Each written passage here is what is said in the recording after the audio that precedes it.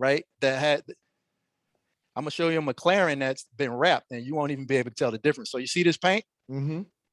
See that paint? Yeah. Now watch this. So I'm gonna show you this McLaren over here, right? This one's been wrapped, and you can't even tell it's wrapped. It looks like paint. Oh wow! I see what you're saying. Yeah. You out here, so you done came up with a business where you out here making Mattel cars. Like that's how we would have bought when we was a kid. You done turned it into a real life thing, dog. You mean like the Hot Wheels? Yeah, the Hot Wheels, the Mattel Hot Wheels. Yeah. Hey, we got Hot Wheels out here, bro. Like we got for real, for real. Like a real life Hot Wheel. Yeah, for sure. You know what I'm saying? I would have never thought I would have saw a real life Hot Wheel. You feel me? Right. Take this one. So this is the one I showed you before. So you see what color it is on this side? Right. So that's a chrome wrap, right? Okay. So look, watch this. So you know we call Jekyll. Dog. That's amazing. No, why you kind of Jekyll it high? That is fire, dog. Right? What right? It's dope. That? This is a McLaren. That's what I thought. I thought it was another one. Yeah. This is a McLaren. Wow. So these cars are race cars. These are basically they're street legal, but they're legitimate race cars. Right. So if you take a look, you see how low. Watch this. You see how low it is to the ground. Right. And you're literally sitting on the ground. Wow. Like race cars. Right. And the people that's got you doing it, they love that because that's what they wanted. Yeah, for sure. This car right here is a $250,000 car right here. Yeah, I'm gonna at least show this to the guys in the mastermind because remember last time we told them a little bit about what you was doing. Yeah. This is new business. This part up and show it off in the mastermind if nothing else. Yeah, we've been open about a year now, bro. And the idea came because we was in the phone business. Right. And the idea just came like wrapping, because we do some wrapping on phones where we protect phones. And so it was just like an idea where it's like wrapping cars. And I didn't know much about it, but we started it during the pandemic. And what we found is the high end, because a lot of people made money, is what I always tell you about. A lot of people made money during the pandemic, like the people up here, you know what I'm saying? So man, the business turned up like so they needed somewhere to throw their money because that's human nature. Like if you make money, for sure, even if you know what you're doing, you still want to enjoy and spend some of it. Exactly. And so if you don't, and so people look for that. So you met their desire to spend money. Exactly. 100%. That makes sense. So I'll show you some of the other cars we're doing. So right here, you got a GT3. This is another Porsche, right? So this one we do paint caliper paint. So we paint the brake calipers. Oh wow. So we'll paint these. We can change the colors on these. Dang. And then we can put the sticker back on it. So if you want it purple, if you want it red, if you want it green, you can really make your joint stand out. Yeah, so to match your car. Right. This one right here, we're putting PPF on it. So same thing I always tell you, like these high-end cars, a lot of times we put protection is what they want. Right. So we'll either put ceramic coating or paint protection film on it. Based on whatever they ask for. Based on whatever they ask for. And to wrap it, to do it right, you almost got to take it apart. You see the rearview mirror missing right here. Oh wow. So you gotta take it apart a lot of times to do it. Then we do commercial wraps too. So we don't just do that real quick. Let me ask you about this real quick. Yeah. So when you say you jumped into it, you just made relationships with people that know how to take the cars apart. All that was you did it. Say it again. You kind of went out for a second. Okay. You made relationships with people that knew how to do that. Take the cars apart. No. You have to hire those people, right? Right. So honestly, we had no idea. We had no understanding of this market. Only what we knew, what we had done in previous markets. So this market, we really didn't understand. We knew we like cars. That's all it was. We like cars, right? And so it's almost like a passion project where it was like we like cars and find your way through. We wanted to do something with cars, and you know how it is. If you like something, then you're gonna figure it out. You know what I'm saying? So we liked it so much, we figured it out, and so we had the retail space. And so we just said, hey, let's start advertising, wrapping cars, and then hiring people that know how to wrap. And so as we did it, we figured it out as we went. Wow. And so this is a commercial. So we do commercial too. We don't just do high end, right? We do, commercial. So if you need to, if you ever need a commercial vehicle for your for the platform, I'll let your boy. You know what I'm saying? How about this real quick? So this is the same building that you used to be promoting the cell phone stuff in. No, this is a different one. Okay, different. This is a different one. Yeah, this is a different building. Yeah, Yeah, this is a different building. And then over here, you can see like another high end. Yeah, no doubt. Yeah. So Now that's we live. get it. We get it in, bro. So I love it. Yeah, like I said, I know you you said know, y'all scaled it, you know what I'm saying, in a year, man, and you're doing your thing. So like I man, say, you know, and just so the learning aspect of it. So just to, you know, not to be bragging and, you know, gaudy and all of that stuff with high end cars. What I really like people to understand is it's still a struggle, even at this level, to be profitable. You understand what I'm saying? Yeah. So a lot of times what happens is you got to get into what you like and then figure out how to make it make sense. Right. So just because it looks like this don't necessarily mean the profit. You know what I'm saying? Yeah. Yeah, it don't necessarily. Yeah. So you got to make money at the end of the day. Right. So if I'm generating $100,000 a month and I'm spending $150, I'm still in, you know, I got to figure it out. And I don't have a lot of time to figure it out because, you know, I'm not trying to burn $50,000 a month trying to figure it out. You understand what I'm saying? Dope. The labor, you got space, you know, you got materials, right? And the thing about what you're talking about now is real key, because again, I always tell people, you know, at the end of the day, 10% of the population is going to be entrepreneurs. It's a different beast, it's a different animal, and you got to be able to handle what you just talked about. Yes. Because if we, you know, speaking from our culture to a degree, if you come from any type of black market stuff, business typically is the opposite as far as how you think of profit, because on the black market level, everything is a flip in the sense of, you know, for the most part, on the black market, if you ain't doubling, people won't touch you. Right. You know what I'm saying? For sure. Yeah. Whereas in business, as you said, like it looks like, man, William must be doing this thing, but the reality is a business, and people will hear this and never connect this part. Right. It'll be 5 years before a business is profitable. If you come out of the black market, that's not something you understand. But what the simplifying that is simply understanding that it might be 5 years before all the money you put in ends up being profitable in that sense. And so people, like you say, you might be running at a 150 deficit now. You got to get that down to a 20,000 deficit, get it down to a 10,000 deficit. 100%. And then once you start making your profit, well, if you had been in the black market, when you start making 10,000, 20,000 a month, if you're in the black market, they're not realizing that 20,000 that month, you still had 200,000, 300, 400,000 you put in. So it may be another 4 years before the profit equals what you put in. And that's and that's the process of why it may take 5 years to profit. With the black market, you profit right away. And that's why some people have a hard time adjusting to regular business. Exactly. And that's the thing. You always got to know what your outcome, what are you trying to have happen?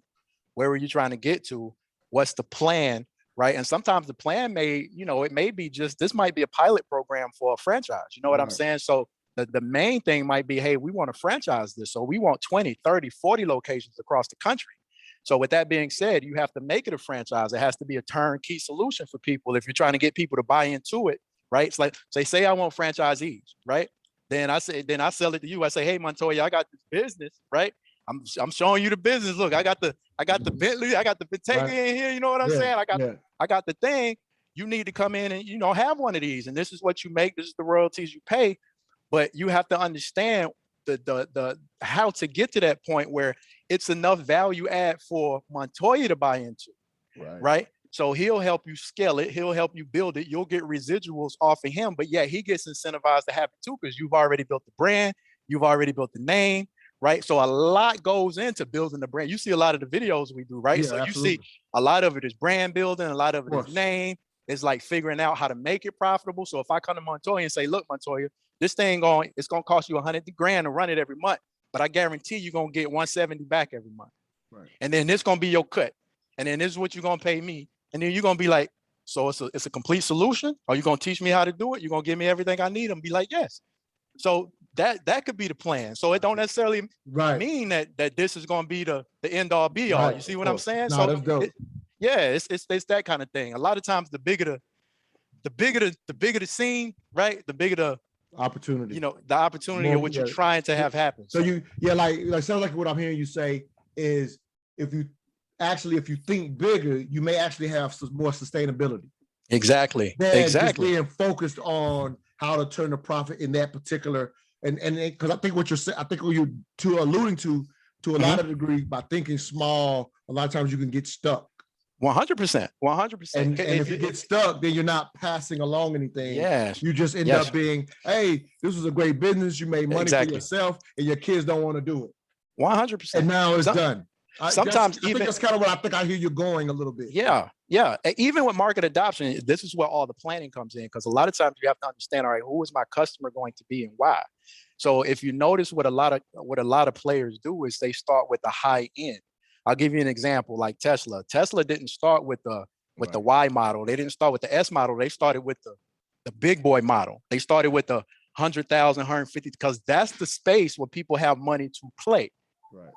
So sometimes you start with this, right? You start with the Porsche, you start with the Lambo, you start with this, because those are people who are going to spend the money.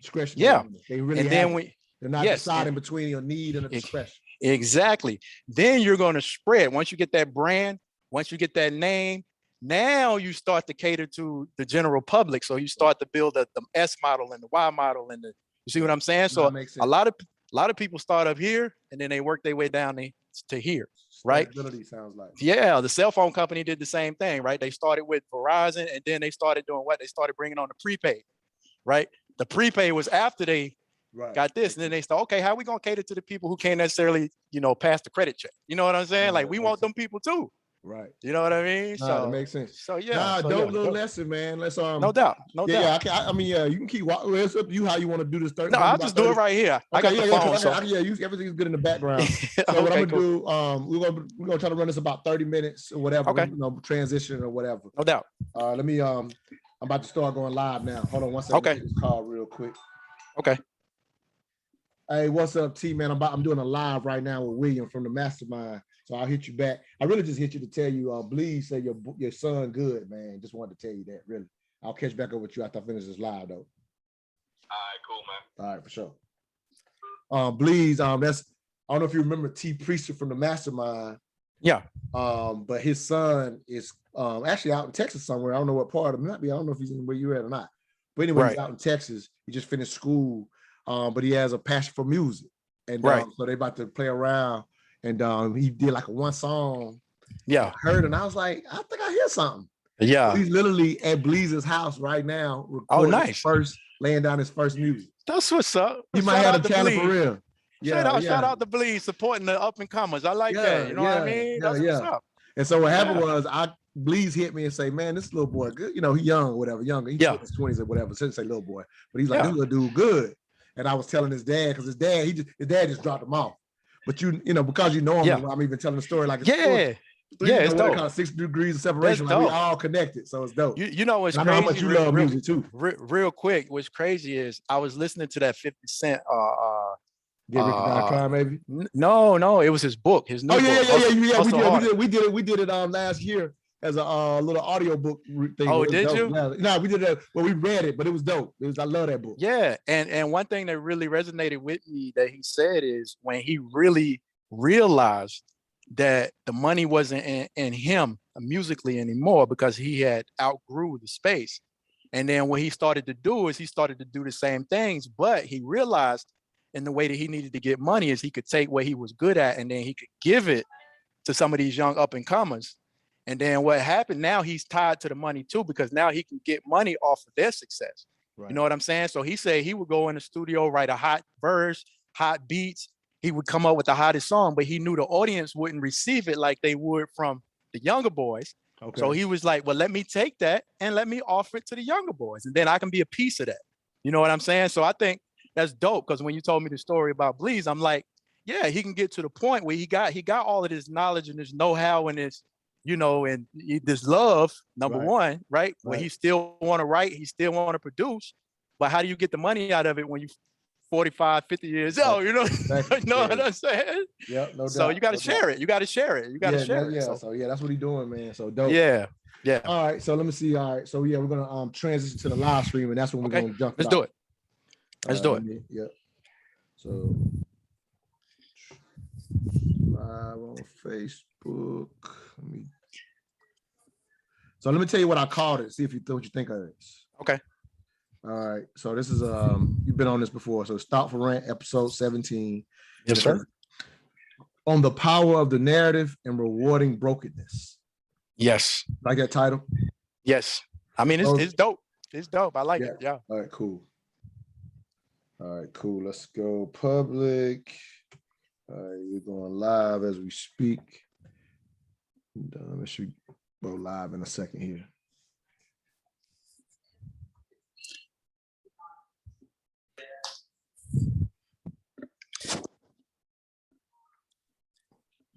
Go live in a second here.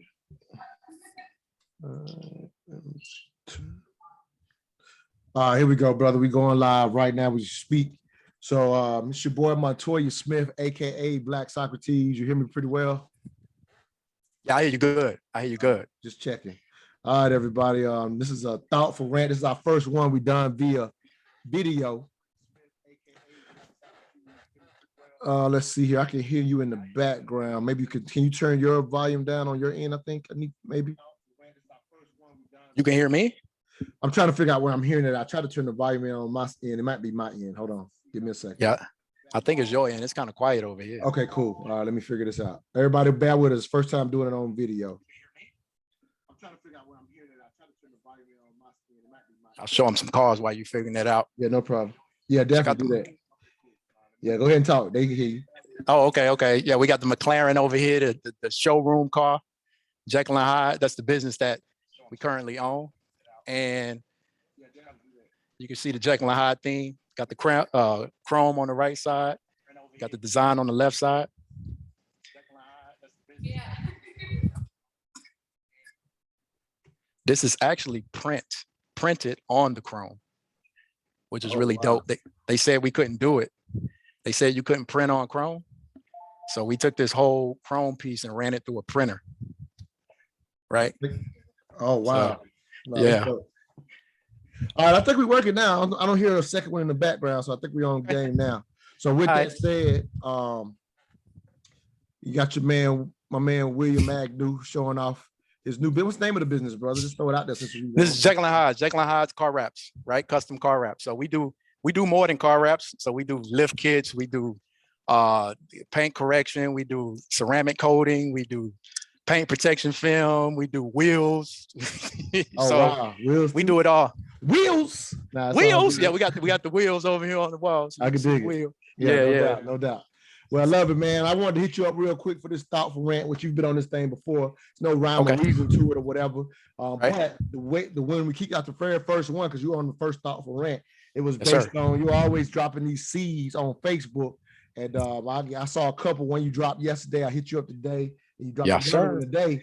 And I was like, man, let's dig into the stuff you pointing out, because you always have some insight that I think people can use. That's why, in a sense, call them thoughtful rants. No rhyme or reason. We just gonna go hard with it. And so what I wanted to do is share the one you put up yesterday and kind of dig into your thoughts into it. And then as I hear it, maybe get some of my thoughts, and then we'll move into the one you put up today on Facebook. So for anybody out there, if you're listening now, go follow William Agnew on Facebook, because the gem you're about to hear, this brother is always dropping them. Let me pull it back up. I had it pulled up. I'm still learning how to maneuver on the computer here. Here we go. All right. So the first one actually was you talking about a quote that came from Steve Jobs. And I wanted to share the quote and then what you said about it, and we'll go a little deeper with it. So Steve Jobs or Jobs, is that how you say it? Just Jobs, right? Not Joe. Yeah, Steve Jobs. Yeah, right, Steve Jobs. Steve Jobs says the most powerful person in the world is the storyteller. The storyteller sets the vision, values, and agenda of an entire generation to come. And then what you said about it in sharing that quote was, never forget, the only way to defeat the storyteller is to teach the children it is indeed a story. Sure. Not participating in vilifying those beings falsely leveraged within the story. Brother, that hit very hard with me. But versus me telling you what I gathered from it, I want you to further explain what I think I see. I think I know exactly where you're going, but I want to hear from the horse's mouth, man. So again, I'm gonna say it one more time. Never forget, the only way to defeat the storyteller is to teach the children it is indeed a story, not participating in vilifying those beings falsely leveraged within the story. What did you mean, brother? I can hear that guy in the background, so you might have gotten close to him again, just so you know. Yeah. Let me go to a different spot. All right, no problem. Well, you know what? It's funny because I kind of told you about this before, and when we were talking earlier, and I got this for the reason that I'm on 30-day suspension with Facebook, and so the story goes into that. And it's mainly because this guy, I'll tell you where it came from, where the thought derived from. And then when I saw the Steve Jobs joint, I was like, that's it right there. That's it. That's why I posted it. And then that's why I added the commentary to with the story, and how the story is the most powerful thing. And what it was this guy I went to high school with, right? And I was on his post, and he had reposted a video of, and it was clipped together, but it was black people attacking white people. And when I say attacking, I mean like hitting them in the face, like boom, boom. And then it was just one after the other, or just kicking them, or just beating them. And then his narrative, or what he was trying to explain, was that the media has a different, is not doing the right thing with only showing one side. They're being one-sided in the story, right? And so, but for me, I kind of call him an idiot. I was like, bro, you an idiot. You're a straight up idiot, stupid. What you trying to do? Because as you could see in the post, people didn't even connect with the idea that he was trying to say about the media. They were only sensitized to what they were seeing, which was the violence of black people attacking white people. And so every post you saw under that, right, was catered to that. Makes sense. Right. And I was like, you idiot. What are you doing? What are you doing? You know what I'm saying? You're not even, your point is you're doing the same thing that you're complaining about. Worse though. with less sophistication is your point. Exactly. And he didn't understand that. So this is why I got suspended, because I said we could do this all day. So I sent the pictures of the black folks being hung with white people standing around. Right. And I said, we could do this all day. What does that mean to you? Right. And what does that say to you? Are all white people, right? Yeah, what are you getting from this, right? And so when I saw the quote from Steve Jobs, it made me realize, it took me back to that experience, because I was like, that's a story. The clip that he posted was a story, right? And it was a story that, and it was leveraging, right? It was leveraging us, right? Absolutely. In the way that we were being perceived, and the power was with the person who actually created it and then shared it. You see what I'm saying? Of course. So, I'm following 100%. So the power is, so what people need to understand by that post, what I was getting at is, the storyteller, or the story that you're witnessing, is just that. It's a story, right? Exactly. And many times that story is used to leverage in any kind of way, good, bad, whatever it is. One thing, Montoya, it reminded me of you a lot too, because this is what I know you connect with, which is why when you liked the post, I wasn't surprised, because you're always trying to, and doing very well at it, right? But you're always trying to clear the narrative by saying, look, don't buy into the negative so much, because it's a story. Correct. And what we do is we pick the story up and we run with the story, right? All the time. Right. Without really understanding how that story is leveraging the participant, or the people who haven't even chosen to participate in the story sometimes. You understand what I'm saying? I understand 100%. So this is why I love it, man, because the work of mental dialogue, and I'm gonna say, to a degree, it's not even fair to say that's what we do. It's what humans do. It's human nature. Yeah, yes, and that's why you had such a problem with what the guy did, right? Yes, or whatever. It is human nature, for sure. And then what happens is, and I love it, and then it resonates. Obviously, Steve Jobs has a history, and we know Steve Jobs or whatever. And so I love it that it was his quote. I never heard this quote or whatever from him, right? And so it makes so much sense, because he's using the quote to a degree to show how the storyteller can be positive. Yes. And then you're saying this guy is being the storyteller in the worst way. And like you said, the two of us could do this all day. And then the reality, based on our real life experience, you understand that there are some powerful narratives that have unfortunately affected our community in a way. And the truth is, nobody needs to believe the story in that situation, but the power lies in the hands of the person who wrote the original narrative. So like you said, that's why this resonated with me, because our dialogue in mental dialogue is to weed through what's narrative and what's real. Exactly. Because a lot of times, if you can lose sight of the narrative that's been handed to you by the storyteller, Yes. then you can make better decisions. Yes. But quite often we're being emotionally aroused by the puppet master who's telling the story. Exactly. And we have to understand that. And then that goes into the only way to defeat the puppet master, right? There's only one way to defeat the puppet master, and that is to inform the child. Tell the child that it is a story. It is a story. And what do we do with stories? That's the key. So now the child has the capacity and the ability to be objective. Differentiate, right? I do understand this is a story. I do understand there are some truths. There are some lies.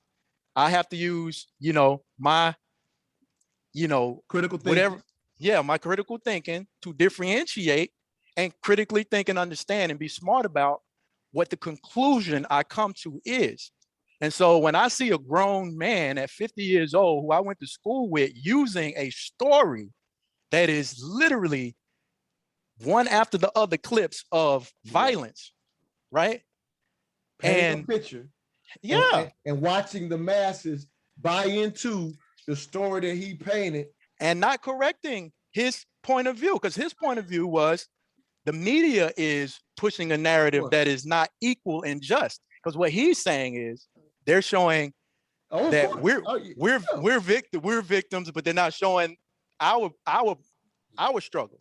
And that's what he's saying. Yeah, that's of course. That's, I mean, like you said, it's actually whack and simplified. And here it is. Now, for anybody listening, or the example you gave, if you don't understand context, right, they'll think you're saying is what you're upset because he's showing, that he's a white guy. Right. Well, they'll simplify to that. Right. The context is that you're really addressing, and why you chose this quote is just the misuse of storytelling. Misuse of story. And how detrimental it can be for anybody, on quote unquote, if you even want to say either side, which is really the bullshit, because at the end of the day, the goal should be not to have sides to a degree. Right. And once we become aware of the storyteller, now we can recognize the fact that's why we have sides. It's because of the goddamn storytelling. It's the storytelling. Exactly. Like, it is. It would be so unnecessary to even be doing that. Yes. Because to a degree, he's recognizing that the media is putting a slant. We'll give him, I'll give him that much credit, but to turn around and do the same thing is not a full recognition of what's being done to you. So if you fall into the media's trap, to complain, really falling into the trap. Yeah, to complain about what you turn around and actually do is it's idiot. It's I called him. I said, you're an idiot, bro. You're a 100% stupid ass idiot. I didn't hold back. I was like, just that. I just was very frank. I respect it, because what happens is he'll, because what happens is individually he'll just feel the attack without understanding that the attack is right now. What you just did created the exact divisiveness that you just railed against. So therefore, you can't understand that. If I try to dialogue with you and you can't understand that, then you're being ignorant, because you're adding to fire. And it's the last thing that we need currently, as we're trying to navigate and figure out an America where clearly the last few years have been nothing but divisive. And so are we going to continue to feed into that narrative by using the same tactics? That's just stupid. It's ridiculous. I respect and so, that's what that moment. And let me take it a little deeper, because when I read it, because obviously I didn't know the backstory to what made you do it, right? Okay. So here's, again, we're on the same page, but what popped in my mind was just a couple of weeks ago, we did a show on critical race theory, right? Right. And so what popped in my mind as I watched that is literally this quote, and what you said about the quote is literally what the real fight is. And what I was saying on that show, I was fortunate enough to have Shelly Winters, and we having a dialogue, and Latrice Ross, we were all having a dialogue about it. And the unfortunate part is even that term, critical race theories, how it's being misused by both political parties, because they've painted a narrative around what it is versus what it really is. Right. So, and so this is why your comment becomes imperative. You're right. to the masses, not even the children, to just us as grown people. Unfortunately, no surprise, misuse by both political parties has people on a side. The unfortunate part is you're on a side and most people don't even know what it is. Exactly. Because we're unaware that it's a story. It's a story. Like I'll give you now, is what's popping in my head is I had a similar thing where I didn't, I was on Facebook and it's not somebody I knew. So I didn't go at them directly like you ended up with your friend in high school. Yeah. But we were having a dialogue and I ended up sharing, for example, with the critical race theory, the guy was railing against it because he was like, he doesn't want this taught in school. And I says the sad part, we had the show. So I posted, I said, the sad part is there is no side pushing for it to be taught in schools. Right. So this is his first time hearing that perspective. I'm being pretty political, when again, just doing how I do. Or whatever. And he was like, no, it is being pushed or whatever. And I says, well, nah, the funny thing is, and this is literally happening. I don't even know if you heard this, but in the state of Texas, they actually were pushing a bill through, and they were taking out the writings of MLK, the writings of Frederick Douglass, the writings of Susan B. Anthony, taking out the entire Native American history. This is a bill was on the floor of the legislation in the state of Texas, right? Yeah. So I share that, and the guy, he doesn't know me. So his next thing is, you're passing on lies. This is not true. And I'm like, this guy clearly don't know me because I don't do that on, you know what I'm saying? On, how, I like to present information. So I quickly dialed up the actual video of what I was saying. And so he goes from that I was telling a lie to when I show him the video, his response is the typical response, which was, oh, that's one incident. Yeah. You feel me? So now it was reduced to I was lying. Yeah. So now it's one incident. One incident. Yeah. So he's backtracking. For sure. And so what I was saying to him was, I was like, ultimately both sides are BSing you. Yeah. Critical race theory is something that's taught on graduate level or whatever. I said, but it's being used for political means. For sure. For example, because I know this, Texas handled it that way. In Georgia, our governor, believe it or not, handled it a little, because now it's become a political narrative being pushed. So he handled it a little more slickly. So it's not a situation where it's pushing that type of stuff out of the curriculum. Right. But here, now I'm going a little deeper than I wanted to go about it. But just speaking of it, just to get this part clear. So the big problem with it happening in Texas, though, I learned this years ago and didn't realize this. Texas is often responsible for the books that will be bought throughout the Southeast. Right. The reason that's done is because what happens is because Texas is such a large state, they will typically have the largest book buy to a particular brand or company that's providing or whatever. Yeah. And so what other states will do by jumping on the Texas buy, it saves all the schools' moves. That's interesting. It saves all money. Yeah, so that makes a lot of sense. Yeah. So what gets done in Texas will typically be all the schools will buy what they bought because it just saves them more money. Right. Yeah. So it makes sense from whatever, but it unfortunately gives Texas too much power over what our children learn. Texas has a lot of power. So unfortunately, if you got a legislation that says they want to take out all the writings of MLK, all the writings of Frederick Douglass, that's scary. You know what I mean? So that's what happens is the other states just get to buy the book. They don't have to do legislation in there. They don't have to do a legislation.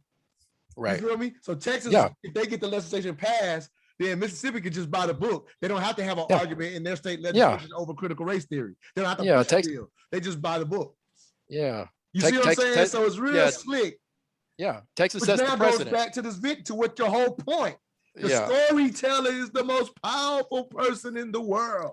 And I think that's what we have to get to a point. And, it goes back critical thinking. It goes back education, starting early, really understanding critical thinking, because the storyteller, right, as we see and as everybody knows, with media, the way we see it, the slantedness, the division, this is not a secret to anybody. Everybody everybody can see the game that is played on the right and the left and how that works politically. Everybody's aware of that. But I think it's the lack of... I'm scared that they're not. I may be wrong, but I don't think they know when it's being applied. Okay. I think people understand it, but the emotion of whatever hot button they have, right? Which is what politics is designed to do, is to create hot buttons, just like you so eloquently said with critical race theory. Why do you think the critical race theory is a hot button? It's because they know that that's a hot button, right? That's why that was brought up. So I think most people understand the divisiveness. They can see it. They know that it's part of what the media does, the right and left, the Fox, CNN. I mean, you'd have to be an idiot not to see the people flip between the two channels. You know what I'm saying? So I'll give you that. But here's what I'm not, and I don't know if this is a but, and you probably already understand this. Right. So what I'll say though is you're right that people see it. Yes. But they're moved by the narrative to attach to one narrative or the other. So that's where I'm saying they don't see it from this standpoint. So as much as your people are seeing it and they say openly they're frustrated by it, they're buying into the narrative. Because so therefore, that's why I'm saying, like, do they really know? But go ahead. Because they're moved by the emotion of the topic is what it is. And that is the power of storytelling. That's why the art of storytelling is so dope, because through emotion, you can control people, right? And so that's what it is. When the topic is so emotional to you and it really connects to you and you can identify with it, there's common ground, right? Once you identify, like the best salesman, right? The best marketers, they understand that the first thing they need to do is to gain a common ground with an individual. Right. If I can come in and say, hey man, you play ball, right? That's the common ground. Oh, I play ball too. Who's your favorite squad? Yeah. So now we build this trust, right? And once we get that, that's the emotional connection. Now, you know, everything else is, everything else is part of the story. You tell the story more so than the technical reasons. And you can't even tell when I'm trying to sway you if I'm very good at it, because I'm a great salesman. Right. So then you get caught up in the story so much, you don't even understand the psychology of what I'm trying to have you get involved in, right? And then now it's just a debate, and it's a debate that goes nowhere because people are over emotional about the story in the first place. That's the power. To go back to the essence of it, the power is the fact that it's a thing that people can connect with that causes emotion within the story that then makes them passionate about what the outcome is. And the storyteller has a lot of control over how you get to that place, right? And another part, here's a line, and then I'm going to go into the other thing you said. Okay. But it says not participating in vilifying. I'm sorry, I got to pull it up. Hold on one second. I want to say this exactly right, because this is very key to this before we close this part. Right. I just got to move my little buttons on so I can see it. All right, it says the last part of it said not participating in vilifying those being falsely leveraged within the story, and that's where we become weak as American citizens, if you will. Sure. As we buy the story to then point at we start othering people. Mm-hmm. Not realizing that the story was handed to you. And here's the best example of it all. Yeah. And it's right now, obviously we're having violence increase in the country, around the country. For sure. Which is definitely an issue. It is definitely a problem.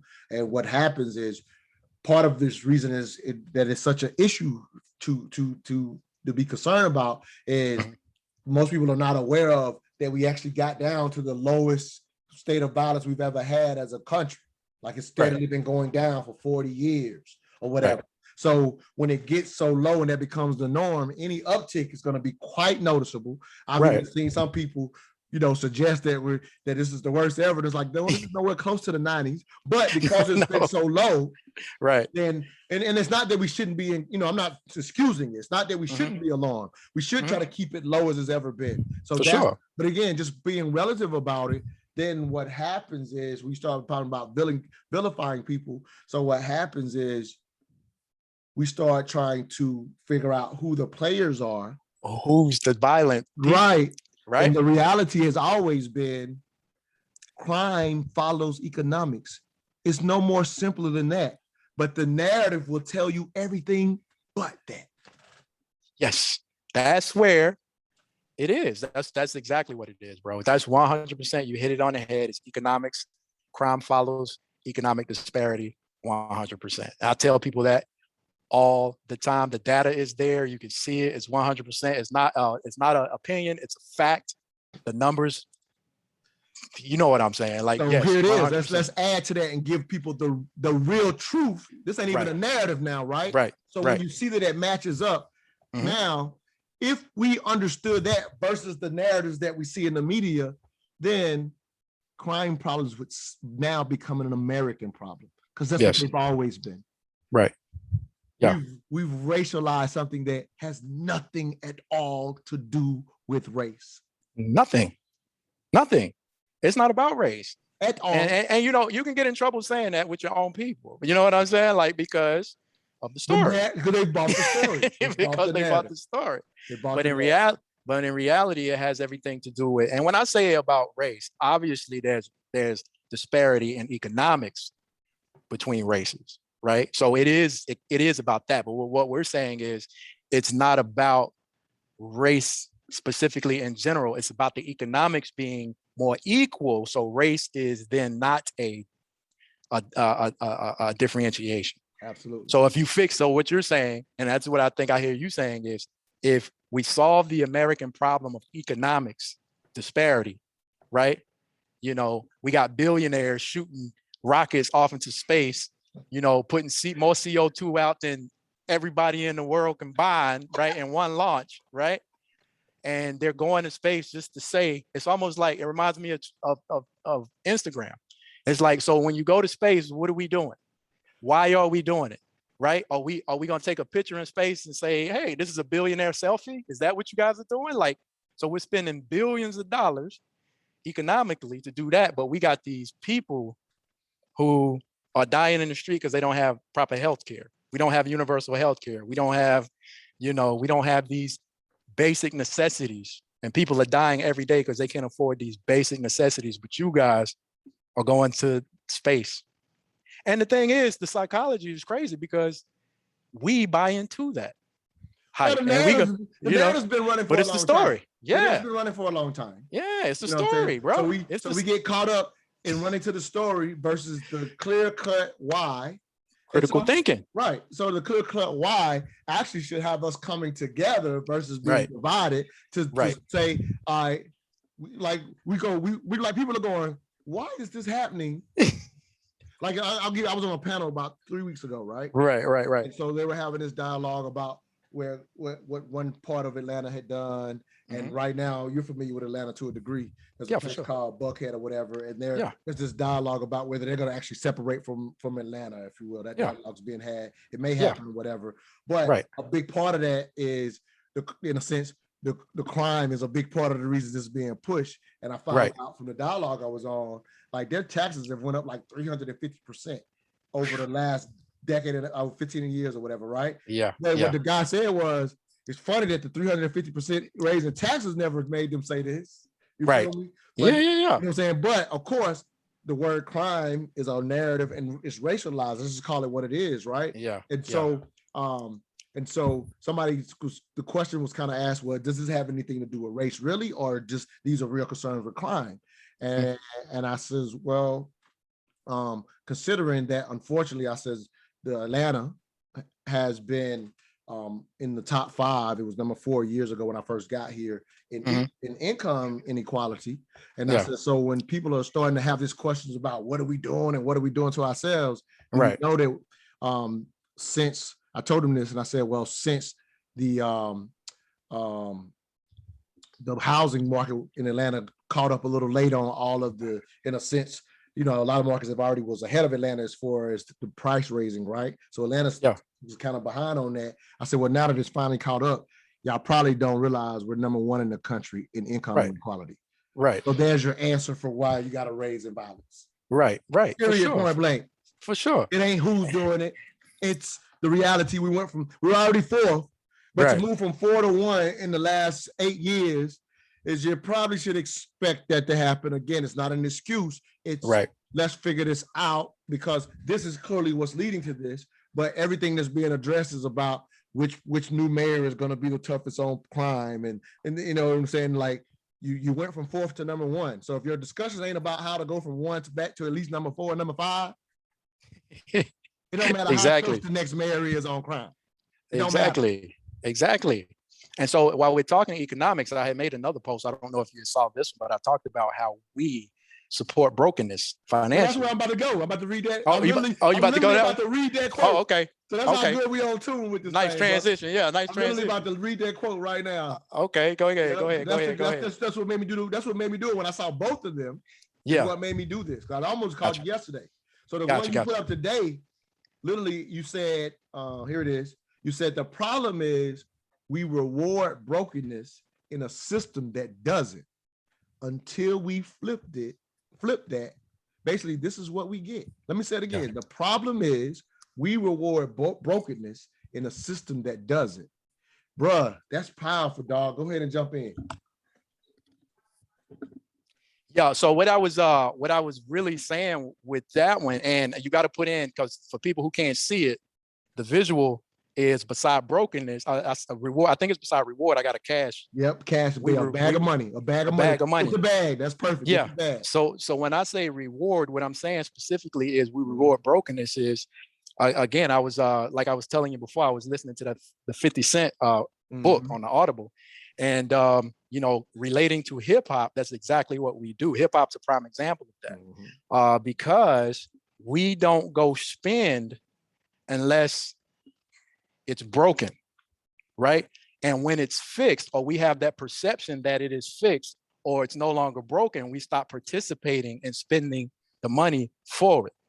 And that's and in listening to 50 Cent, that's where I got that from, because he was talking about that. He was talking about how, when he was broken, right? And all his life was broken. He had been shot. He had been this, again, going back to the story, right? That story of his brokenness is what, but here's the thing, it's the common ground that we talk about. It's the connection.